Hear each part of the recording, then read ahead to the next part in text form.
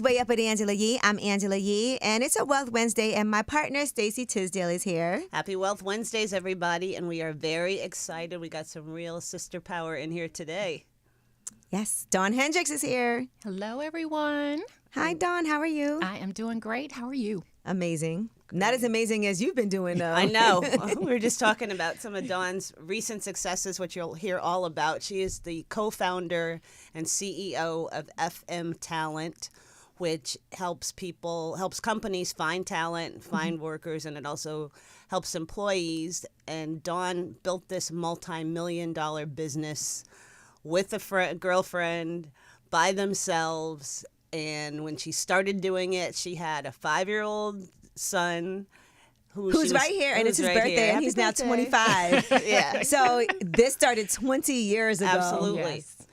And you had a full-time job. I did, and I was going to grad school full time. So yes, my plate was full. You did it all. Question number one, how? I have to say, I just had a really strong desire. I knew what I wanted to do. Mm-hmm. I knew that there was a purpose for the business that my co-founder and I had.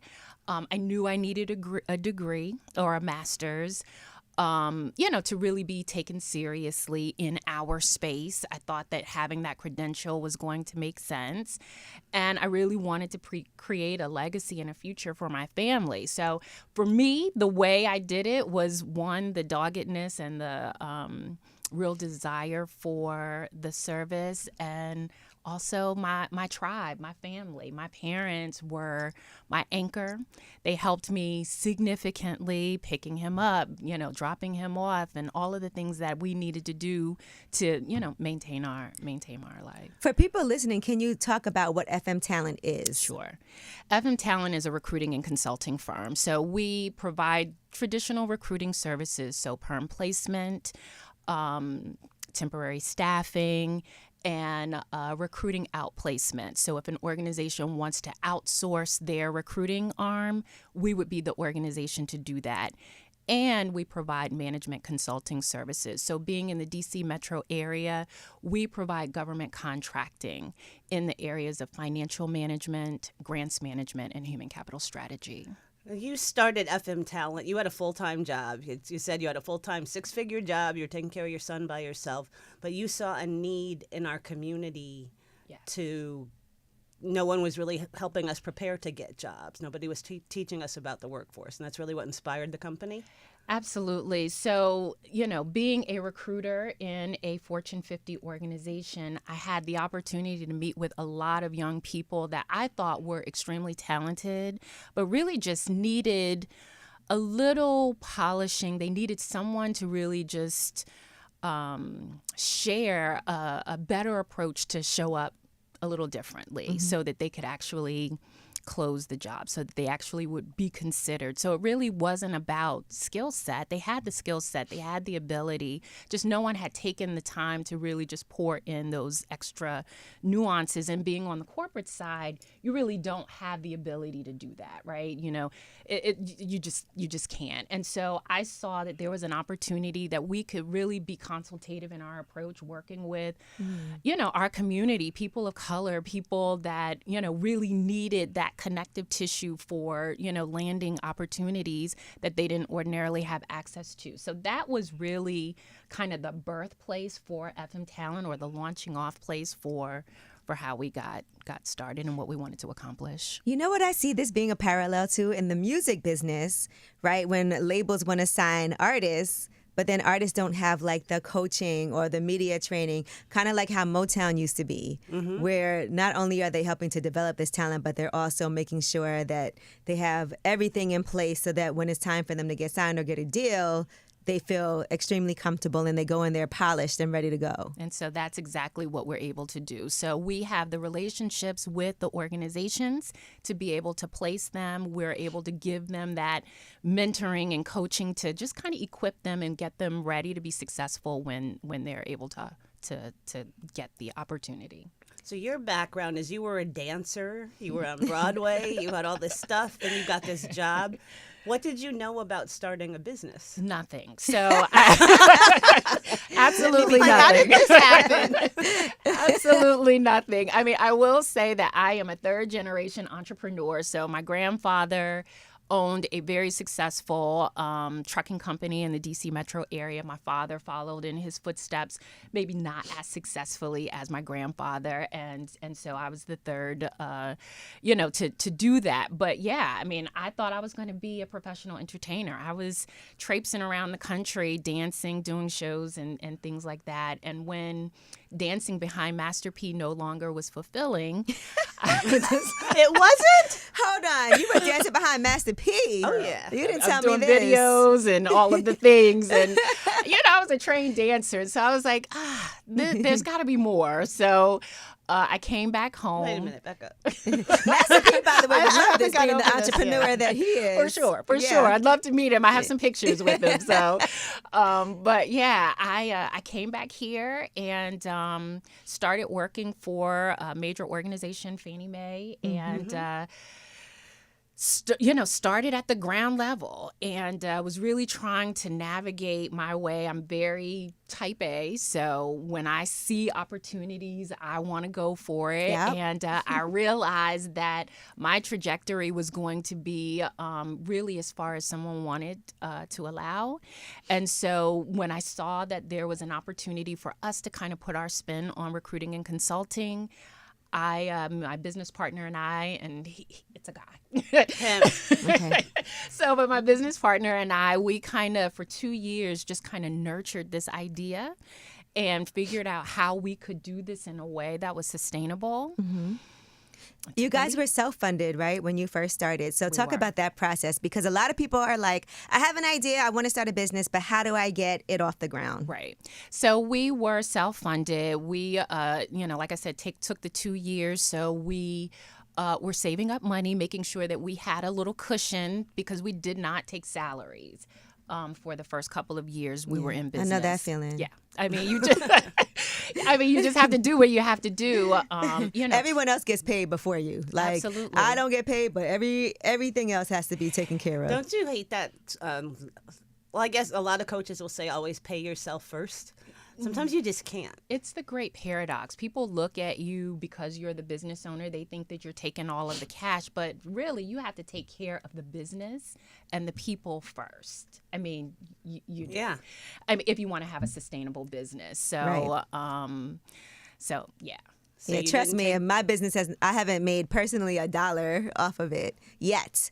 But there's always a period of time that it's going to take until you can when you reach that break-even point, you're like, okay, that's one milestone, but then everything else still goes back into the business even after that. And that's exactly, I was just telling my son about retained earnings and how I put the money back into the business because there's so many things that are unforeseen that happen that you need to prep and plan for. And so, when you go into this, you have to go into it for the long haul. It can't be for the Gucci Patience. bag. You're both Yeah. very I mean, you know what I patient mean? people, yeah. Well, because you're looking for methodical, yeah. sustainability, right? And so I think you have to think of things, from that long-term aspect. What's the balance also between making sure that you show up looking like you got it also already? Because some people feel like when I go to these meetings or when I'm pitching, I have to look like I'm the part. So there is a balance of making sure that, okay, I'm giving out this appearance like I got it, but I also want to make sure I'm honest about what's really going on. I think, you have to be your authentic self when you show up. And I will say this, and this may not be popular, but for me, I'm in a client services business. And so it's important that I show up in a way that is modest and humble because, I'm looking for people to be able to or want to work with me and want to give business to us. Sometimes people look at you and make preconceived notions. And so I don't want there to be any barriers that limit that for me. So, I think coming and being polished, professional, not over the top, has really been, I guess, my formula. And you all had early the reason I thought it was a woman who was your co-founder is because I know you benefited greatly from being minority owned and woman owned. Yes. So Those certifications. well, we were minority owned. We did not become woman owned until I bought him out in 2018. So, but having that minority-owned designation, that 8A designation, because we were 100% Black-owned, is what we did. Now, okay, so you talked about buying him out in 2018. So what did you have in place that you were able to do that? Because I also think how you structure a company to be able to, when you're in that position, figure out how can we move forward. What happened that you said, I want to buy him out, and how were you able to do that? Was it difficult to make that happen? So this was pretty easy. The buyout, if I'm being honest, he told me. So he wanted to retire and be bought out. And so I think I got that word in September, and the buyout was completed by January 12th. Okay, not bad. So, I mean, it went really, really fast. And so I think if you have your operating agreement in place for, So important. Absolutely. And, our attorneys told us to start the business and unwind it, inside that agreement. So how are you going to unwind that? The business when it comes time Really for important. that. It's like a prenup. It is. Yeah. It is. And I wish I had one. I wish I would have had one of those too. But yeah, it was pretty simple. So as soon as he told me he was ready to go, and we talked about whether or not that made sense, we then had to go get a valuation to see what the business was worth, and to see what the purchase price would be. We had relationships with a banker, and so we were able to get that pushed through pretty easily. And because we minority owned, we were able to get some guaranteed funding or backing from SBA. So they guaranteed our loan or my loan, and amazing. that's it. Yeah, it was quick. It was fast. It was easy. So this is 20 years for your business this year. So can you talk about early on, like some of the successes that you had that let you know this was going to be a successful and viable business? Yes. So, I mean, I would say that we had really early success. When we decided to take the plunge, there were a lot of things going on in the marketplace where they needed services like ours. So when I actually left, Fannie Mae became our number one client, and Nice. they were going through some things where they needed a lot of consultants. So we took off like gangbusters, right? We already had a relationship. Yeah. They already knew what we were able to provide, and so they gave us a shot. And so we were really, really grateful for that.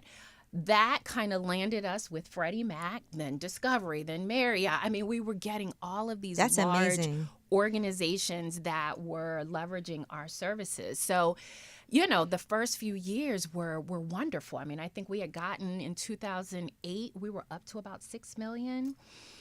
But 2008, bump. Yeah. So year for all. That was a year. Then the bottom fell out of everything. So the financial crisis hit, and the services and the organizations that were leveraging our services didn't have the spend for that any longer. So all of the people that we had working in those organizations, we had to, they had to leave those projects, and people were not continuing to, renew those types of contracts and relationships. We weren't even making any perm placements. And so we really had to sit down and figure out, how are we going to remain viable? I mean, our families, I was a single mom, and, my business partner, he was head of household. And so it's like, how do we continue to take care of our families in a sustainable way? And, oh, by the way, we've been having a lot of fun doing this. We can't go back. Right. We can't go backwards. And so we decided to pivot and move into the federal government space. So because that is people-driven, and that is what we had been doing. D.C., good place to be. Absolutely. We decided to take the show on the road and start to, position ourselves inside the federal government. So we had to get smart really fast on how the government procures services, which is completely different from anything that we had done in the past.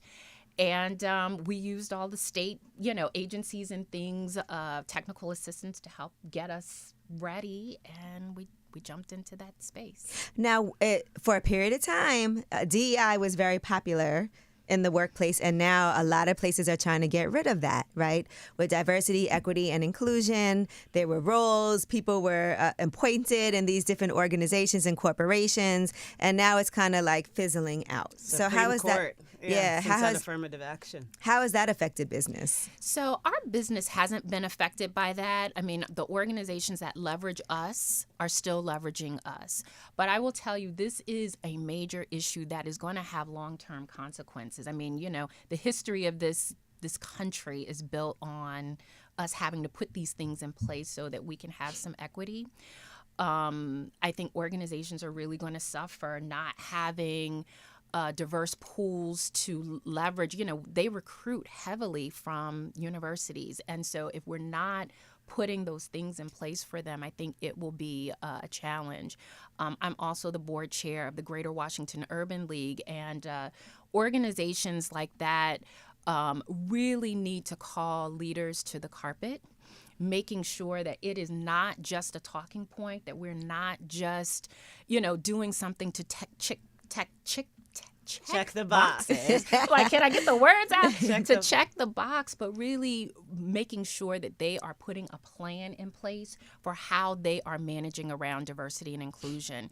And organizations like ours are specifically called in to make sure that we are giving diverse slates of candidates. So if people are having issues with finding placement, using an organization like ours is a wonderful way of getting your foot in the door. Yeah, and studies have shown that companies that have diverse leadership definitely do well financially, better financially than those without. Absolutely. And it's reality, Phil. We were talking about our children and our sons, and my son's generation is the first generation that is minority majority. Yes. So the world is the world is changing color, and companies have to get with that. Absolutely. But Angela, staying with what she brought up about DEI, it was a bit shocking for everybody. People post George Floyd, they love Black people. That's right. They gave us grants, they gave us jobs, That's they gave right. us money, we had clients, everything, and then it was just like the brakes stopped on that. So as someone who places people in jobs, give our audience some tips on how they, as people of color, we should be conducting ourselves on our job search. Well, absolutely. I mean, I think I want to go back, and this isn't self-aggrandizement, but I do think organizations like FM Talent that place people is a wonderful way of getting your foot in the door for organizations that just putting your resume on the job search or their website may not provide you the same types of results, because organizations... So someone can go to you and work with you. That's right. They can go to us, they can work for us, or they can go to us to help us place them inside the organization that they've been seeking. So we have relationships with those organizations as well. And so that's the reason why our tagline is Bridge Builders, because we are creating opportunities for people to engage in ways that they may not ordinarily be able to engage with that customer.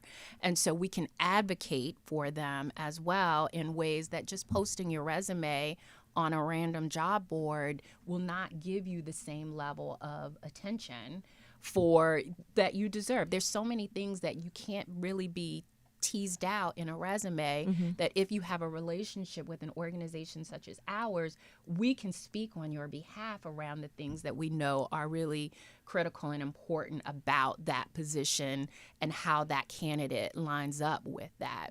So I do think, I don't think that there's a perfect answer to this one, because it really depends on who's making the hiring decision, right? Can you walk us through for our listeners what it's like if someone wants to come to FM Talent to find out about getting placed in an organization that they feel like they're qualified for, what you guys would do for them, how they would come to you, just so they know how the process works? Absolutely. So if you go to our website, you can see, which is www.fmtalent.com.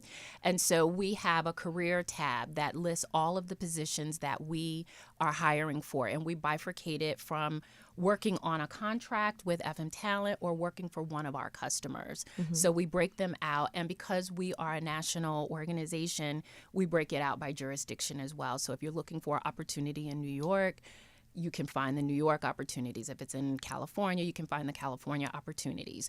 And so once you put your resume in there, we're doing a couple of new things now with technology, with video recruiting.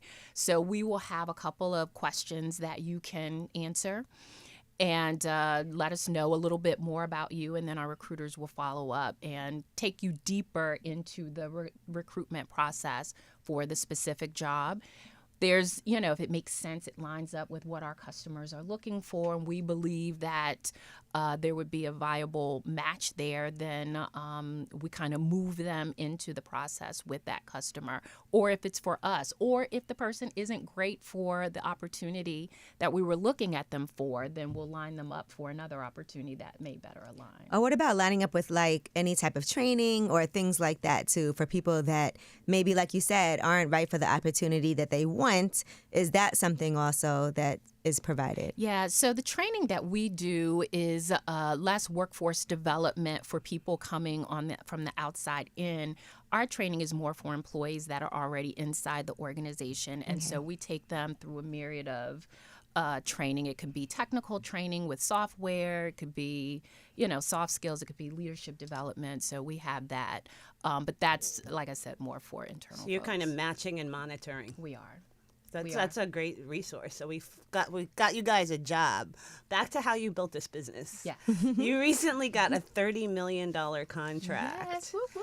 Okay, that's a celebration. Yes. And as we listened to your story, it was going great, and you pivoted in 2008. And a lot of times we all, we hear so much about, for entrepreneurs, have a business plan, have this, have that. Those are all great things. Yes. I'm an entrepreneur. What I envisioned and what I planned and what really happened looked like two completely different books. So talk to us about the importance of pivoting and also when that happens, not feeling bad about it. Yeah. I don't think you can feel bad about it. I think the only way that you lose is if you quit. I think it should be factored into your plan that change is imminent, and we have to be flexible when those things happen. Throughout my whole career, I think things have kind of gone a little differently than what I expected. Not dancing behind Master P. No. Well, I guess, you're right. That's a big pivot. That's a pirouette. That's all of the things. Yes. So, but yeah, I mean, I think we have to be flexible and adaptable. There are so many things, and in the external marketplace that we cannot predict. Right. And so I think when those things happen, when those obstacles happen, we have to view them as opportunities and see how we can continue to add value in the space that we're playing so that we don't become obsolete. I mean, we've seen this so many times. I mean, there's countless stories about people that didn't want to pivot and they just wanted to push forward with their agenda, and they're not here any longer. I mean, I don't want to name organizational names, but I'm sure a few come to mind when you're not flexible in your mindset for how you're going to do business. Well, speaking of moving forward, let's talk about AI and the use of AI for what you do, because it feels like that would be something that could really help you even more. Absolutely. AI, I mean, I think there are people on both sides of the coin on this, but for us, it is a way to make us source candidates a lot faster. So it frees up our recruiters significantly more for once people have been vetted with the core, competencies that, a customer may need or that our project may need, then the recruiters can kind of go in and start really digging deep for, the hard and soft skills that make sense for landing that job. So I think it's a wave of the future. I think it's wonderful, done and used properly. It's not going anywhere. It's not. So you have to figure not out. going anywhere. Yeah.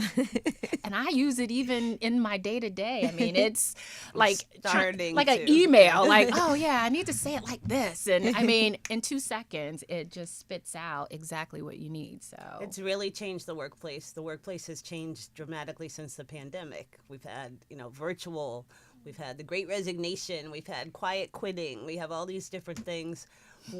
And just from your vantage point, what are some of the big shifts, and how does that approach how you go for a job. A friend of mine was telling me her son went for a job interview a few weeks ago, and she couldn't believe he went to his interview in jeans. Yes.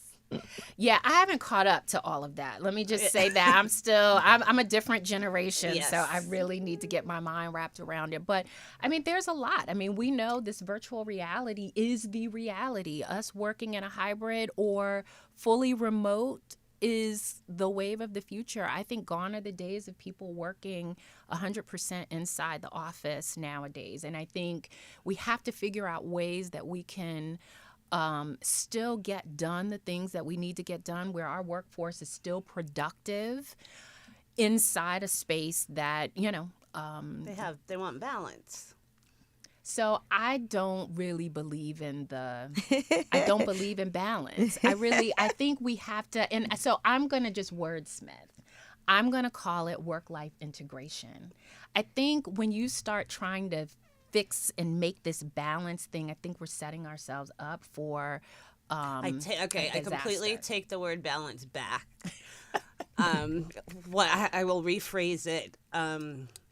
Generation Z has seen their parents work 50 hours a week. They've seen the toll it's taken on their relationships. They've seen the toll it's taken on their parenting. They've seen that even if they did it perfectly and saved and did all their 401k matches, they still don't have enough money to take care of themselves until they're 90. So it's really going to be their problem. Yes. And they look at it and they want to do it completely differently. Yes. It totally makes sense, but they're still trying to get jobs from baby boomers who think differently. That's ridiculous. So how do you navigate that? How did they navigate that space? Yeah, I mean, I think everyone is just going to have to reframe their thinking. I mean, the baby boomers, we have 4 generations in the workspace right now. Have boomers that work for us, Gen X like myself, millennials, and the Zs.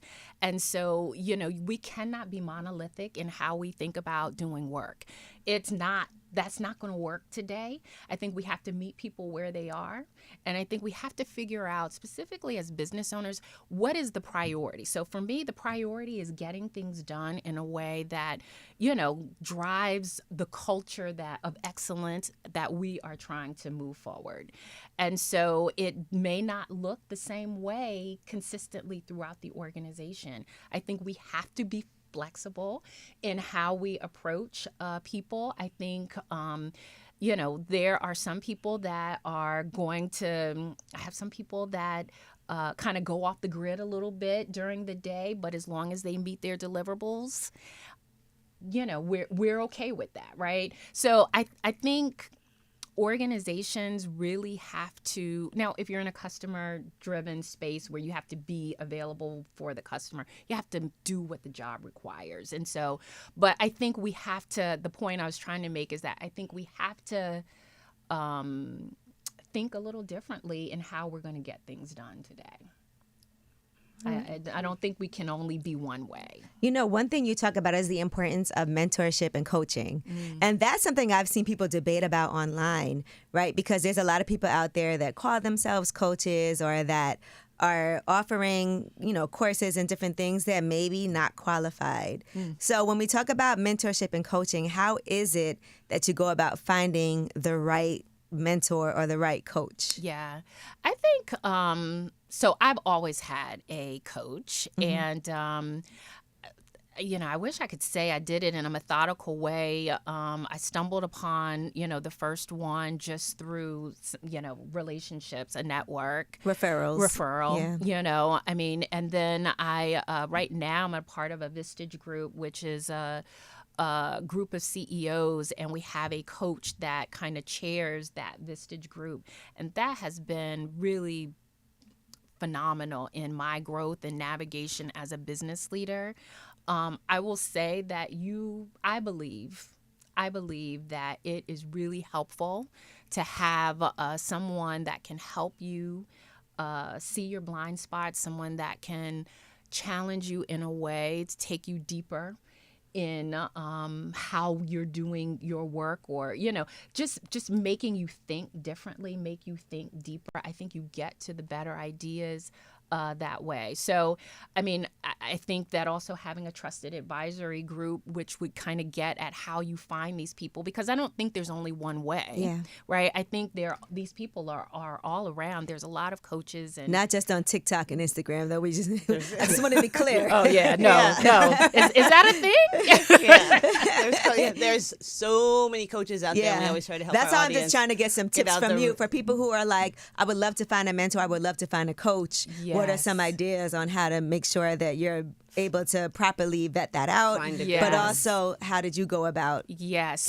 it was absolutely through the referrals, through people that had worked or experienced, the coaching using this person as a resource, or that there was an organization where coaching. So Vistage Group is a worldwide organization, and others that have had experience working with that group kind of is how I've navigated it. So I think that you mitigate a lot of expensive lessons when you can get others to help and to share their experiences, or the experiences that they have had that have been instrumental and helpful. That's awesome. And just one last thing I want you to touch on. I know you've both been in this experience. You started your business with a partner. And a lot of entrepreneurs, when they set out to start new companies and stuff, they isolate. Yeah. A lot of us tend to do that and try to go it alone. Talk about that option of starting with a partner, and how do you know that you're in a good place with one? How do you find the right partner? Yeah. I mean, again, I don't think there's one answer. I mean, I think for me, I had to really trust my instincts. And this is someone that I've known for a while. So, but I love the notion of having a business partner. I miss not having a partner because, it's lonely at the top. And it's really nice to be able to shoulder, the weight of having a business and leading a business. But I think it's like a friend or a marriage partner or whatever. I mean, you've got to look at their life, kind of, do they have integrity? I mean, you have to know that you can trust that this person is going to be there and do what they said that they were going to do when they said that they were going to do it. And if you're seeing indications that is not consistent, then I think you just have to. Everybody says what they'll do until it's time to do it. Exactly. Those are some hard lessons. Yeah, there's some very hard lessons, but the signs are there. The signs are always there, and you just have to be willing to see them and then to make a decision. What does Maya Angelou say? When a person shows you who they are, you have to believe them. I mean, I think it really I think that's just a real truth. Right. With a lot of things, but this kind of partner, this is even more. This is like a marriage. This is absolutely like a marriage. All right. Well, that's why it's important to set up that operating agreement in the beginning, the way that you need to, just in case. Prenup. All right. Well, Dawn, again, where can people find you? So, www.fmtalent.com. If you want to reach out to me for any insight, you can always reach out at contact_us@fmtalent.com. We're on all social media platforms at FM Talent Source. And you are Dawn.Hendricks, HENDRICKS. Yep, Hendricks like the gin. on Instagram, and just posting some great stuff. We are so proud of you. Thank you. Congratulations. We are so glad that you came Thank you so much. and shared your insights, and you got me with the dance thing. I'm still not over that. Well, listen, let's never forget Stacy was a professional figure skater. That's what she told me. We were talking about Never that. forget. Us athletes know how to work hard. That's right. We have a lot of work, a strong work ethic. Yeah, you bring it. You bring it to everything that you do, which is exhausting. That's another show. All right, we'll twirl out of here now, guys. Okay. Thank you.